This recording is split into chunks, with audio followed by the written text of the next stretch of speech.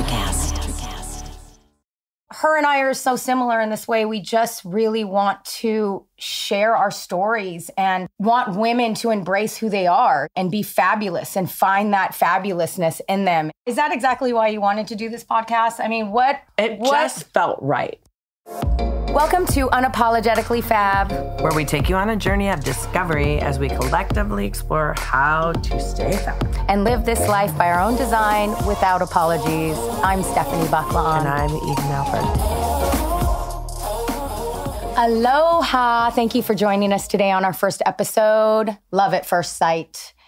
Before we jump in, I want to introduce my partner. Eden Alpert. Yeah, bravo. Let me get into a little bit about Eden before we start. We met, I don't know, like somewhat 5 years ago on set of...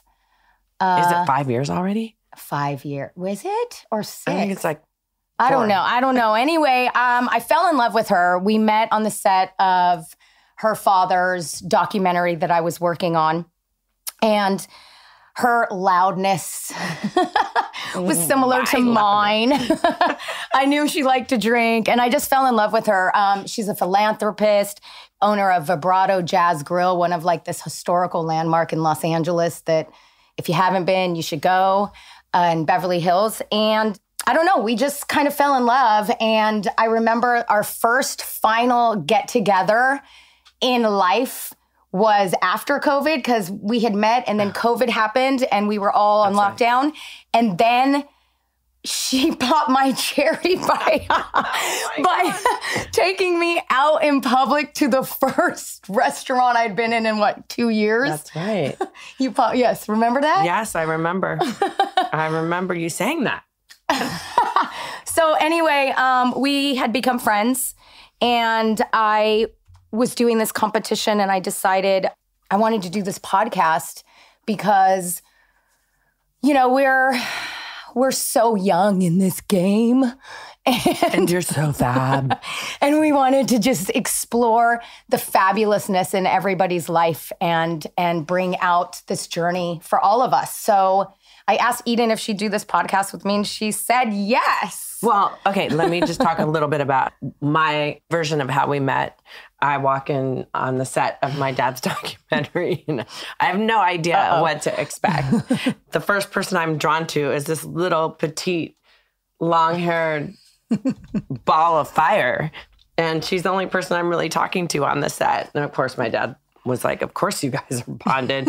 We start talking. We know a lot of similar people. We run in the same crowds. We have a lot of friends that are mutual friends for years and years, but we have never met before.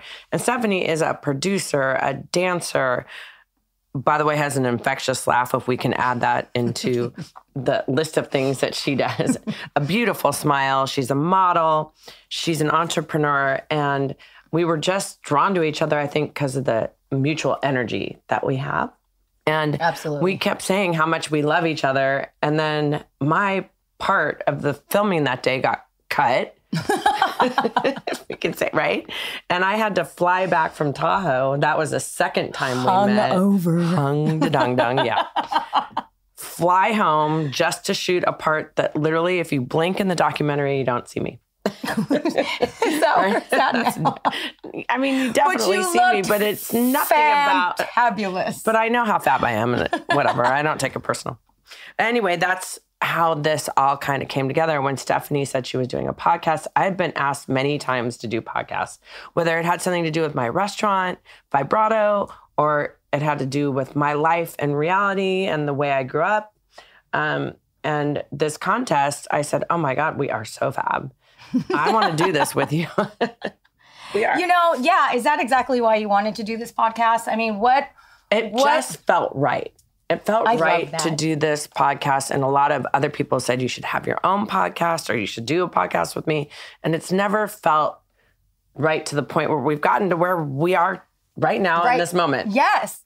You know, her and I are so similar in this way. We just really want to share our stories and want women to embrace who they are, you know, and be fabulous and find that fabulousness in them and know, like, whatever age you are, divorce, your kids move out, you know, we both have children. one child and they've moved out. So I become like an empty nester. I mean, it's been years, but I'm single. So being completely by myself and alone, I have now come to a conclusion, like this is where you reinvent yourself. This is where life now begins, and you change the narrative and you live your life by design. And Eden's married. And so that's the difference. It's like I did get remarried later in life. It's his first marriage. It's my second marriage. That can happen too. So you could be fabulous and single. You can be fabulous and remarried and reinvent your life. I think what this was for both of us was about reinventing. And we were talking about, why do you think you're so fab? Why do you think you're unapologetically fab? And I had my reasons and Stefany had hers. Yours was primarily because of this contest. And I was like, are you kidding me? Oh, yeah. I don't know if I actually said the contest. Am I allowed to say the contest? I did this contest called Fab Over 40. And it was hard for me to embrace that I was even over 40 because I just turned 25 in February. So I don't even know how that works. I totally was trying to cheat in this contest and win 40 grand. I lost. I came in like second. I don't know what I came in. That means you won. But the fact that I did this, and when I did this, what is it, a competition? I didn't realize that you had to like make people vote for you and that you had to promote yourself. And I think that I was in a space where, because I was healing and going through a bunch of changes in my life, having to promote myself, was I that fab? Was I like, I had to like be that person? And so I think we all have a lot of self-doubt and a lot of insecurities that we're like, God, do I even belong in this competition? And being with you, though, because you are so confident in your fucking fabulousness, that I feel like you and I have something to share together. You know, growing together, being super confident. I've learned a lot from you. I hope during this journey you learn a lot from me. 100%. That like, it doesn't matter where you come from. It doesn't matter like who you are. You know, we all need to embrace and support each other and just go on this journey and live your life and have the best time. So here we are. So we just hope that we inspire you, and we want to discover things with you because we don't know everything. Well, we don't know everything. We don't know anything, actually. A lot of people think we do. That's what's inspiring. For some reason, people come to me all the time and ask me questions about, how am I this way? Why am I this way? Why am I so confident? It wasn't always like that. Same thing for you, right? Like, right. It happened when it happened. And I know when it happened for me. You just talked about when it happened for you. For me, it was a bad breakup, kind of like how yours started. Same. And then I went on a mission. Well, mine was probably since I was really, really young. My identity, being the daughter of a celebrity, was a whole other thing that I had to deal with. Learning to separate myself from that, right? So it started young, and then I clearly didn't get it until I was in my mid-40s. And someone really, really, really broke my heart, and I just didn't love myself. And I went on a journey to fix that and work on it. You can't always fix it forever. You know, it's a work in progress till the day you're not on this planet anymore, in my opinion. But I did a lot of searching, and I found a program that really helped me learn to change my patterns and love myself. That's why one of my pieces of jewelry I is wear that is that love. thing you want me to go to? Yes, the Hoffman Institute. Yes. .org. I'm going to say that on this show. No one's asking me to do that. I actually want to do this. I just haven't, I haven't took that step to You do that. it when you're ready. Yeah. You know, when you're ready to do that. But, you know, you're an inspiration to me. And I think sometimes people don't realize how inspirational they are to others. And it's important to talk about it and bring that up to each other and have conversations about it and kind of bounce off each other. You and I have talked about this. I want to ask our guests, why do you think you're so fab? Why do you think we want you here? Do you think you're as fab as we think that you're fab? Yeah. Yes. Some of these questions that we have to ask some of our guests through the duration of this show, it really makes you ponder. Like, you really have to do some introspecting and like learn about, ask yourself these own questions, right? So I have a question for you, like the show Unapologetically Fab. How do you feel about being unapologetically fab? So unapologetic about it. I don't think that's the best fucking answer ever. I don't even know what to say to that. Seriously, it took me a long time to say stuff like that, but I'm saying it without ego. I say this with so much love. And I wish other women would feel the same way. Oh, I love that. You know what I'm saying? It's not, I don't walk in a room and like my stuff don't stink. I walk in a room, my stuff don't stink, and neither does anyone else's in here. And you're all just as good as me. I love that you just said that, because there's a part of me that feels ego-driven. And I don't want to. Like, well, that's honest. It is. It feels like, oh, when I post pictures of myself, when I do this, I feel a little bit ego-driven. But I'm also unapologetically fab. I want to create a vibe that, like, be confident in that. And I think that's what you bring to the table here. I know that I'm confident in a way, but I also know that I like, is it my ego? Is it, Well, and so I think it's all a little bit of ego for all of us. You post a picture of yourself. One, thank God you feel good enough to do that. Do you know how many women out there will not post a picture of themselves because of how insecure they might feel, which is, that's also normal and human, because look at social media now. I mean, if you feel good enough to post a picture of yourself, and I do selfies and I'm like, oh, I must think I look it's kind of ego driven. And then I look at some women, and forgive me for saying this, there's stuff that I have issues with. It's my stuff. It has nothing to do with anybody else. But if someone is bigger than what I would like to be, let's just say weight-wise, or too skinny, I'll judge that. And what I'm doing is it's something I don't like about myself. It has nothing to do with them. So I actually admire anyone who posts pictures of themselves. I don't, whether it's too sexy or too big boobed, or because I had those boobs once and I took them out. But do you know what I'm saying? I think there's two sides to it. And God bless them for posting, because it inspires me. Every size, bigger, smaller, All walks of life is what we want to bring to the table, right? And inspire everybody by just be who you are unapologetically and own that. Well, let me ask you a question. In what ways has understanding how fab you are made you more empathetic, more authentic? I think all my pain.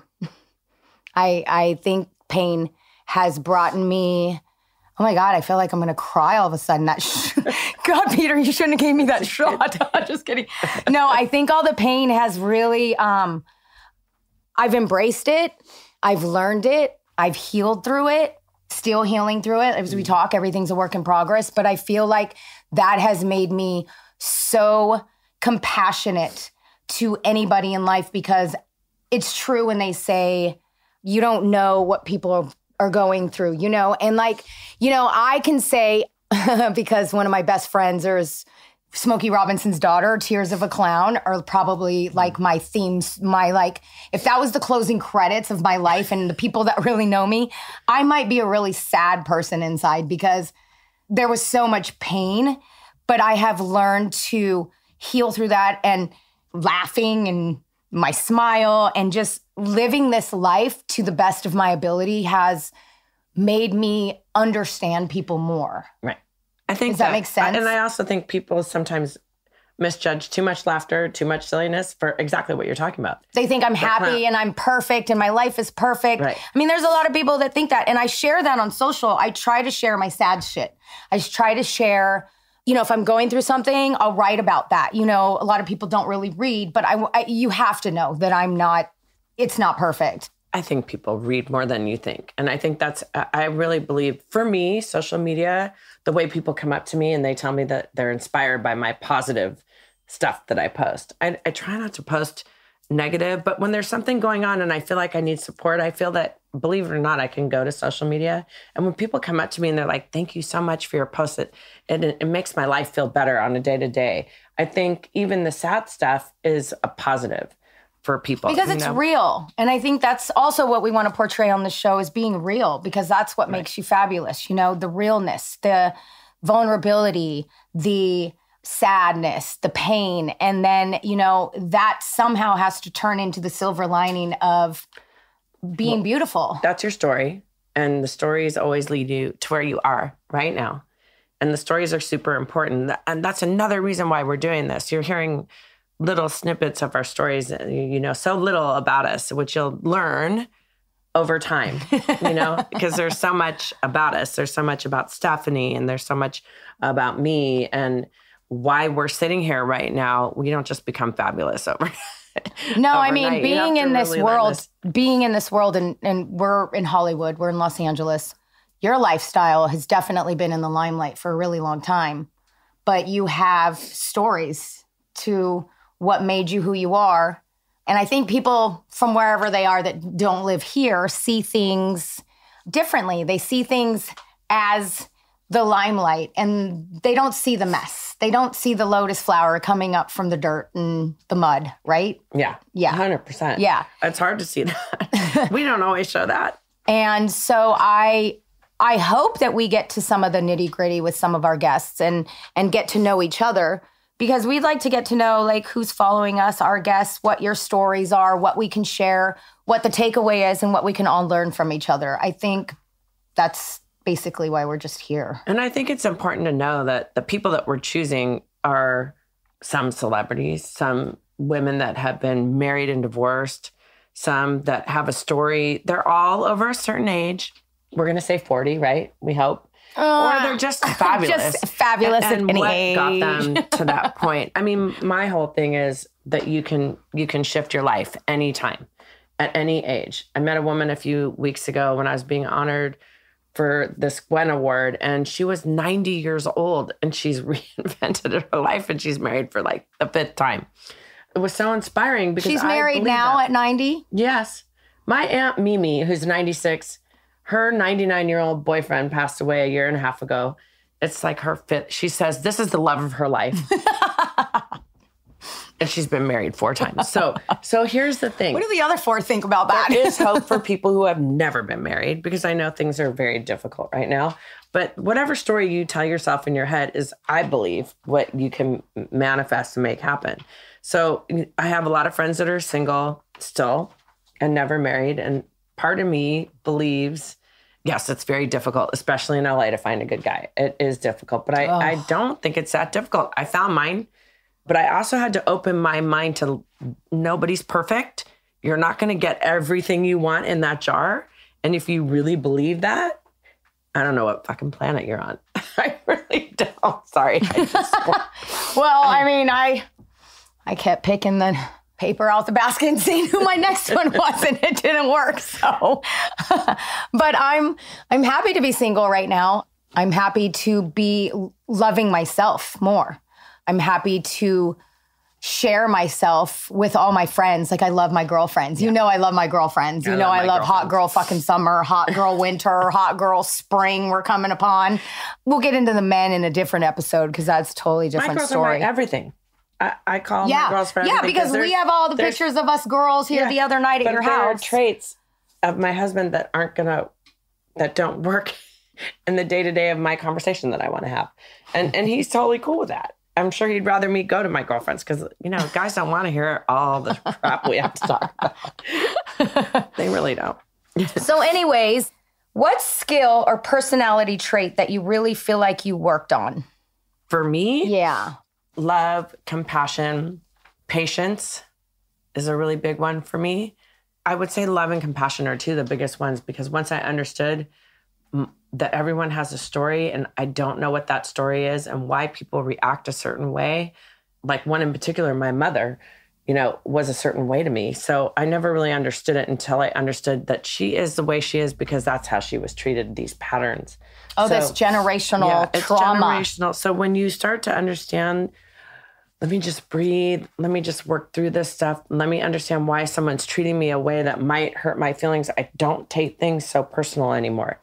Oh, I'm human. I do sometimes, you know, but I don't react. And I used to be a big reactor. And that was coming from defense mechanisms. You know, that was a protection for me to be a reactor. But you were aware of your skill now. So I am aware of being aware is a huge thing. Once you're aware, you can kind of work on that. What about for you? I mean, I guess the awareness is really what puts you in the position to refine it. Yeah. And once you're aware of something, that's where you refine that ability that becomes your superpower. You know how to deal with stuff. I mean, generational trauma. That's exactly the stuff that I'm healing also. I'm going to ask you the same question. What personality trait do I feel like? Yeah, you really worked on. I mean, I think we're similar in that way because we had, what I've learned from us is our childhood was somewhat similar in certain forms. Yeah. And of course, us growing up, dealing with the defense mechanism, we were the same, I think. And now we've learned to have patience and we've learned to like process it first and change it. And I also think, do you think it's for our kids? Do you think we did things completely different? Because I 100%. Raised a boy, you raised a girl, and I was raising a man. And if I never find the perfect man in my life, all I really wanted was to raise the perfect man. Right. Well, and I wanted a girl who wasn't going to make bad choices like I did and be possibly an abusive verbally or physically, whatever that may be for that person, and really teach her that she deserves to be loved 100%. And I think I was able to give my daughter the love that my mother was not able to verbally and physically give me. But I know she loved me. So, she just wasn't capable of it. And my daughter definitely knows. She just was here earlier this morning. I gave her a big kiss on the lips. Does that look weird? I don't give a shit. I love my daughter. No, and I want her to know how much I love her and how much I respect her. And we're really lucky. I have a great, amazing, beautiful 27-year-old daughter who's inside and out in every way, just a kind, thoughtful, loving, smart, and talented human being.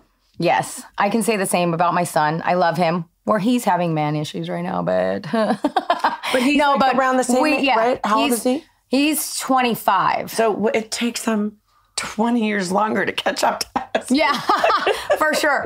He's amazing, though, and I know that I did a great job. I think though, I'm still a woman, and he looks at me as mom. Yeah. And like, why are you looking this way? And why are you're only 5 feet tall and he's 6'1"? Yeah, why are you doing these things that you're doing? And why is your ass on Instagram or something? You know what I mean? And it's like, because I can. Because I can. No one's told us. There's no book that says once they're gone, once you're single, you got to cut your hair or wear floral print and stay home. Like, I'm not doing any of those things ever. I think they're kind of proud of us. I know Kylie's like, I have the hottest mama. She loves it. So, I think we're in a good space with our kids. And I think we have so much more to talk about, which we will do over time. And this is like so fun. It's our first. Do you know, let me tell you this. Before we started, I mean, Eden and I are friends, but we don't talk as friends for the last, couple months. We won't even talk on the phone with each other because we're like, we start getting into this whole talking thing about the show. And then everybody's like, save it. So then we don't talk at all. And we see each other and we're like, hi. Like, we don't even really hang out or anything. Well, you hung out. You came to my husband's birthday and everyone loved you. And then I got this phone call the next day. Who's the girl with the infectious laugh and smile? We want her on this trip with us. And yeah, my friend Carla. Oh, that's amazing. I love that. I mean, I'm super grateful we're here today. So I guess my last question. What does gratitude mean to you? Yeah, what does gratitude mean to you? Gratitude. I stay in gratitude. I am so thankful for everything, all the bad, all the good. I am aware to consciously learn something from all of it. Do you know? And I think that is initially what makes me happy, is because staying in gratitude is something that, I mean, it's hard to be in a bad mood if you're in gratitude. You know what I mean? If you're just thankful that you woke up, you're thankful that people love you and you're surrounded by love, and you're thankful that, I'm in my house that I've owned forever and I've made it through the worst storms, and I wake up every day in my house now and turn on the music, and I made it all girly and it's all princess-like, and I'm grateful that I am who I am and that I was able to capture and be aware of how to fix it when things went down. You know what I mean? That's great. Yeah. Gratitude for me is a bunch of things. It's the good, the bad, my daughter, my life, what I have, what I didn't have at times, every lesson I learned on a daily basis, the friendships that I have, the friendships that are gone. Yeah, exactly. Have all led me to where I am right now. So One of the other biggest lessons I've learned is staying in the moment. And when I start to deviate from that is when my life can get chaotic. So I'm grateful for when I am able to stay in the moment every single day and moments like these. Exactly. That's perfect right there. Always be in the moments. So thank you for this today. This is our first episode. This is how we fell in love, our love at first sight. And stay tuned on the next episode with one of the most distinctive voices on radio who serves up more Hollywood dish than Wolfgang Puck. Lisa Stanley will be on next. We're so excited to have her. Thank you for listening to us today. And I'm going to leave you with a quote. Sometimes you fall in love with the most unexpected at the most unexpected time. Stay open. Thank you. Bye. Mahalo. You've been listening to Unapologetically Fab, a production of ElectraCast Media. I'm your host and producer, Stefany Baclaan. And I'm Eden Alpert, co-host and producer. Our executive producers are Mark Netter and Peter Rafelson. And our sound engineer is Chris Sousa. If you like our show, which I hope you do, please rate and review us wherever you listen to podcasts.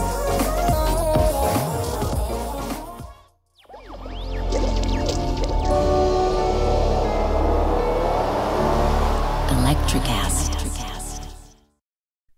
Welcome, explorers of the human experience. This is Let's Talk Soul, and I'm your host, Claudia Monticelli. We're not afraid of the great mysteries of existence here. Soul versus consciousness, we're on it. Spirituality versus science, we've got that covered too. Join us in navigating these profound topics with wisdom, curiosity, and a dash of audacity. Whether you're a spiritual veteran or just starting your journey, Let's Talk Soul is your passport to the unknown. Let's Talk Soul, diving into the depths of the human spirit. Subscribe now wherever you get your podcasts. Hey, it's Tim from 50 Years of Music with 50-Year-Old White Guys, the comedy podcast you had no idea you needed. Join Ben, Jeff, and me as we continue our musical road trip back through the years and around the globe. See, just when you thought all white guys were like Joe Rogan, you come across three educators trying to remember when we were cool. 50 Years of Music with 50-Year-Old White Guys. ElectraCast.